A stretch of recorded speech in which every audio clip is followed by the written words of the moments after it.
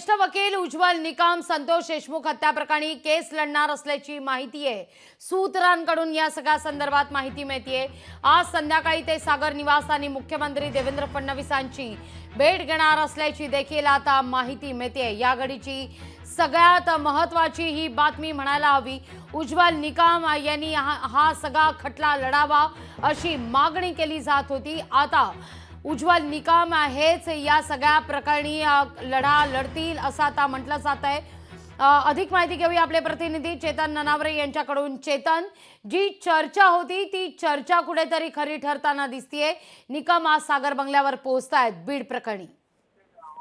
निश्चित लागलीची माहिती समोर येते। सूत्रांकडून मिळालेल्या माहितीनुसार आज सायंकाळी सागर निवासस्थानी मुख्यमंत्री देवेंद्र फडणवीस यांची भेट घेण्यासाठी ज्येष्ठ विधिज्ञ उज्ज्वल निकम पोहोचतील आणि याआधी ज्याप्रमाणे मुख्यमंत्र्यांनी आश्वासित केलं होतं की माझी चर्चा सुरू आहे, आता सध्या उज्ज्वल निकम यांच्याकडे अनेक प्रकरणं असल्यामुळे बीड प्रकरणासंदर्भात ते अंतिम निर्णय घेतील, त्यानंतर त्यांची नियुक्ती केली जाईल आणि आजच्या या सायंकाळी होणाऱ्या भेटीमध्ये जवळपास उज्ज्वल निकम आहेत ते शिक्कामोर्तब करतील आणि संतोष देशमुख हत्या प्रकरणामध्ये बीड प्रकरणामध्ये सरकारी वकील म्हणून उज्ज्वल निकम यांची नियुक्ती होईल आणि त्याची अधिकृत घोषणा करूनच एकंदरीत पुढच्या प्रकरणाचा जो युक्तिवाद आहे तो स्वतः उज्ज्वल निकम करताना आपल्याला पाहायला मिळू शकतात। त्यामुळे एका मागोमाग एक आधी SITचा अहवाल असेल, त्यानंतर न्यायालयीन चौकशीसाठी नेमलेली समिती असेल आणि आता थेट उज्ज्वल निकम यांची नियुक्ती। त्यामुळे बीड प्रकरणामध्ये आता वाल्मिक अन्य आरोपीच्या भोवतीचा कायद्याचा फास आहे तो अधिक आवळताना दिसून येत आहे। अगदी अगदी चेतन, धन्यवाद तुम्ही दिलेल्या एकूणच या सविस्तर माहिती करता।